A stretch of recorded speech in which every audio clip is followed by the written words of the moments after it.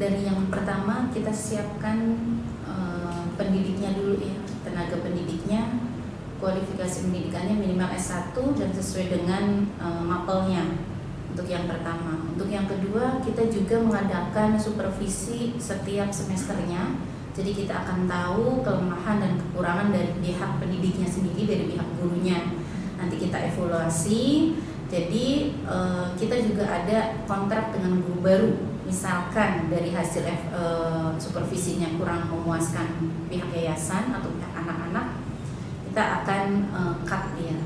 Jadi setiap 6 bulan, setiap 1 tahun kita pasti ada evaluasi.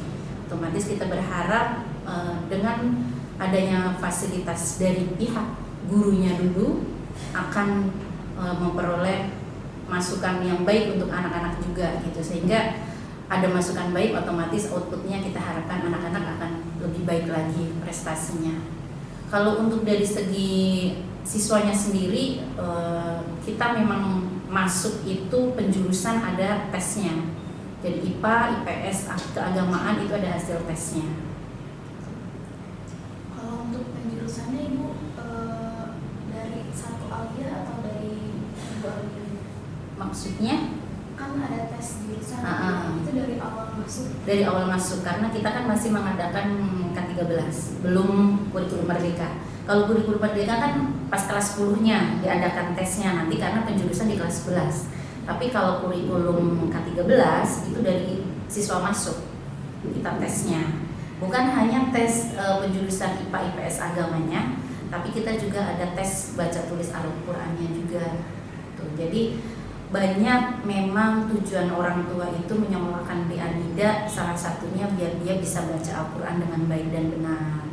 Nah, ada yang memang Anida itu walaupun aliyah itu tidak semuanya berasal dari MTS atau dari pesantren. Otomatis kan kita ya memfasilitasi mereka yang memang baca Al-Qur'an yang belum baik atau benar itu, kita ada namanya BTQ.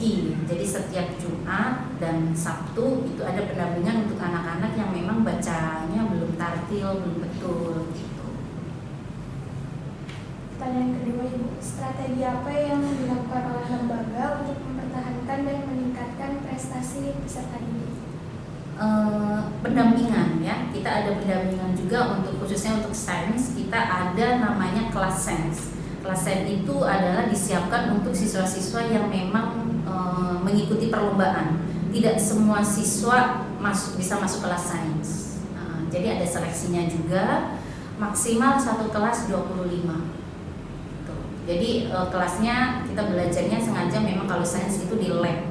Jadi bukan hanya belajar teorinya aja, soal-soal olimpiade, soal-soal kompetisi sains gitu, tapi juga ada prakteknya mereka. Karena kan kalau di olimpiade tingkat kampus itu bukan hanya teori. Kalau kita sudah masuk ke babak penyisihannya udah lulus, kemudian ada, kalau di kampus kan ada beberapa tahapan ya. Kalau olimpiade biasanya nanti ada prakteknya juga.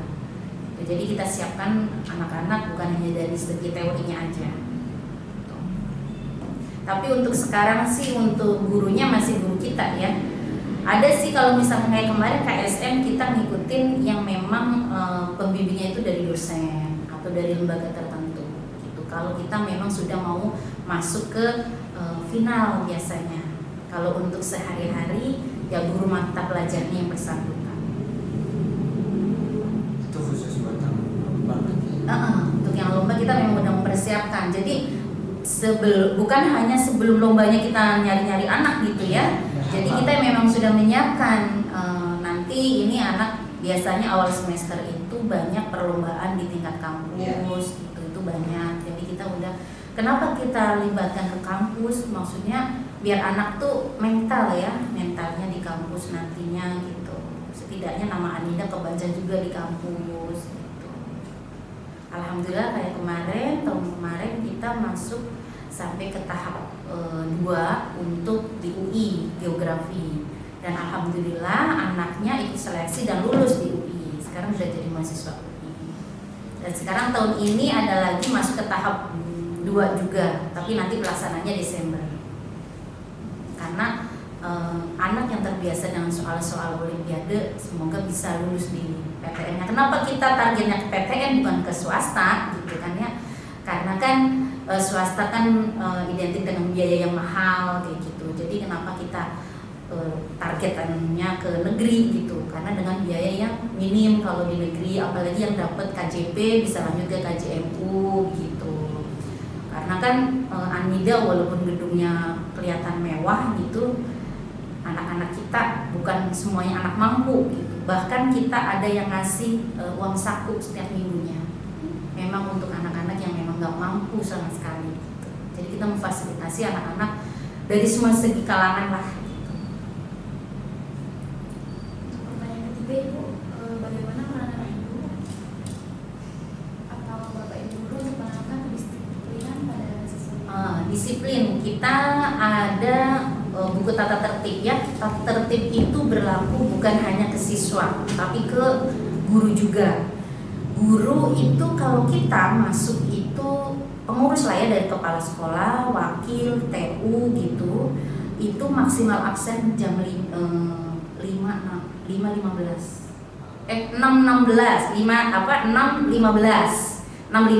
Kalau guru itu 6.30. Kalau siswa itu maksimal 6.30, jadi sama siswa sama guru. Guru yang 6.30 itu yang ada jam ngajar jam pertama. Karena kita ada pembiasaan sholat duha dan tadarus jam 6.30 sampai jam 7.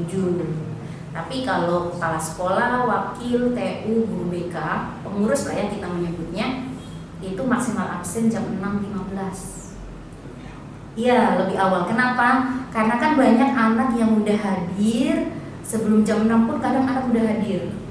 Kenapa? Karena sekalian diantar sama orang tuanya berangkat kerja gitu. Kan kita menghindari, apalagi anak alia kan anak gede-gede ya, kita menghindari mojok lah anak-anak gitu. Setidaknya kalau udah ada guru stay di bawah gitu, anak-anak adalah ketakutan seperti itu. Sebenarnya ya disiplin lah ya, kita ngajarin anak-anak untuk disiplin juga gitu. Dari segi kehadiran ya, dari segi kehadiran. Kalau segi pulang ya maksimal selesai KBM. Lanjut ke pertanyaan keempat, Ibu, bagaimana cara menumbuhkan pemahaman yang mendalam bagi peserta didik yang dipersiapkan untuk berkompetisi? Ya, pada intinya kita menyiapkan bimbingan untuk yang persiapan, bimbingan latihan soal gitu untuk yang akan mengikuti olimpiade semuanya. Biasanya kan ada tahap penyisihan. Kalau itu biasanya seminggu sekali. Tapi kalau sudah mendekati pelaksanaan, kita seminggu bisa minimal 3 kali untuk pelaksanaan. Kemarin kita menyiapkan ada yang setiap hari. Jadi siang mereka setiap hari ikut bimbingan. Bagaimana kegiatan yang lainnya? Ya dia prioritaskan, dia akan lomba ya, dia prioritaskan ikut pelatihan lombanya. Jadi untuk kegiatan yang lainnya dia diizinkan gitu. Bagaimana kalau misalkan gurunya nggak bisa di siang, ya kita ngambil di jam KBM yang di gurunya yang kosong di hari apa. Tapi untuk selama ini sih kita laksanakan di siang sore lah. Jadi udah nggak ganggu KBM-nya. Anak tetap belajar di KBM.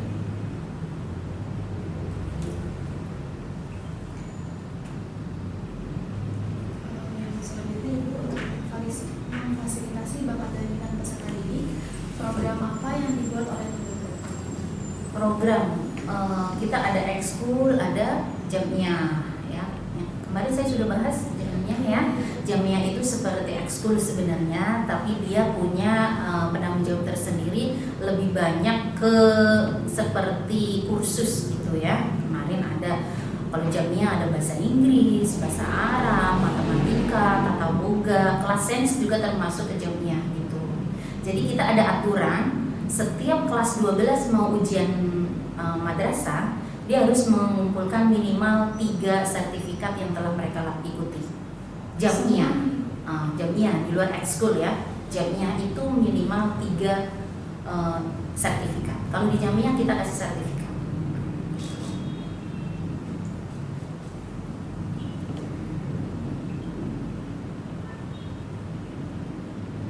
Selanjutnya, langkah apa saja yang dilakukan oleh pihak lembaga dalam meningkatkan kualitas kemampuan peserta didik? Ya sebenarnya semua sama halnya dengan sekolah lain lah ya. Apa tujuan dari madrasah adalah memfasilitasi yang ada di peserta didik juga, mengembangkan potensi yang ada di peserta didik. Sama halnya seperti tahun sekarang ada tari saman. Dulu memang ada, sempat vakum karena peminatnya nggak ada. Nah sekarang anak-anak mengajukan kembali gitu. Kemudian yang ekskul olahraga pun yang sempat vakum kayak badminton itu sempat vakum, sekarang sudah aktif kembali, bahkan peminatnya membludak ya, karena siswanya kan tambah banyak.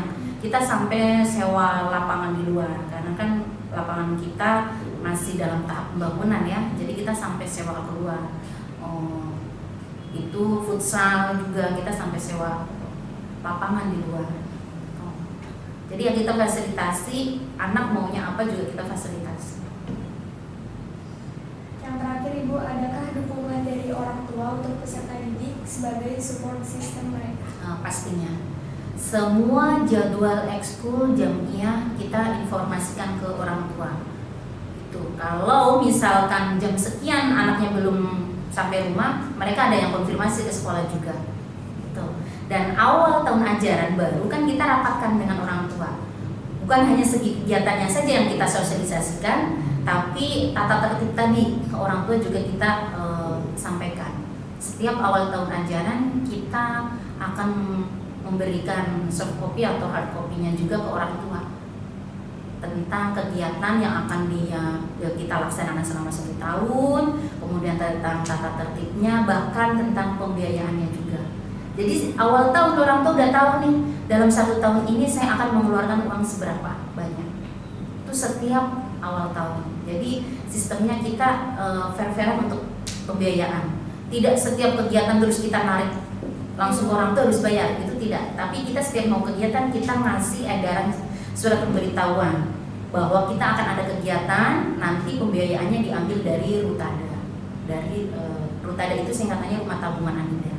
Itu berisi tentang pembiayaan selama 1 tahun. Jadi mereka bisa nyicil, istilahnya nabung yang tidak bisa diambil kecuali memang pembiayaannya sudah lunas, itu bisa diambil sisanya. Tapi biasanya rata-rata orang tua sengaja nabung untuk nanti kuliah anak-anaknya gitu. Gak usah diambil Bu, nanti kelas 12 buat persiapan kuliah. Ada juga yang seperti itu. Jadi itu inilah yang meringankan orang tua juga. Jadi orang tua udah tahu nih kelas 10 mau ada kegiatan apa aja, bahkan di Kaldi pun sudah tertuang gitu. Tanggal berapa ada kegiatan apa, mereka udah tahu. Di Kaldi udah jelas kegiatannya untuk kelas berapa pun udah ada.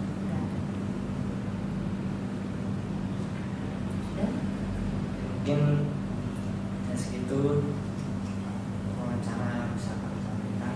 Terima kasih telah memberikan jawaban yang sangat memuaskan, yang sangat bisa memberikan penjelasan yang bisa sangat modal untuk kita menyelesaikan tugas dari pihak kampus. Maaf merepotkan Bu, maaf banyak kesalahan, maaf ini udah rental atau minta dispensasi atau segala macam. Tapi terima kasih Bu, mungkin itu ya. Maaf, assalamualaikum warahmatullahi wabarakatuh. Terima kasih banyak Bu. Ya maaf ya, maksudnya memang kegiatannya banyak banget saya. Terima kasih sudah meluangkan waktu. Karena mau ujian, jadi saya ketua panitia, semuanya kan saya yang harus handle gitu. Terus saya tawarin ke kepala sekolah, beliau tidak bersedia wawancara, udah publik aja gitu. Disesuaikan aja jadwalnya gitu lagi. Udah dah, gimana lagi? Dan kemarin itu udah terbentur jadwal yang sebelum kalian.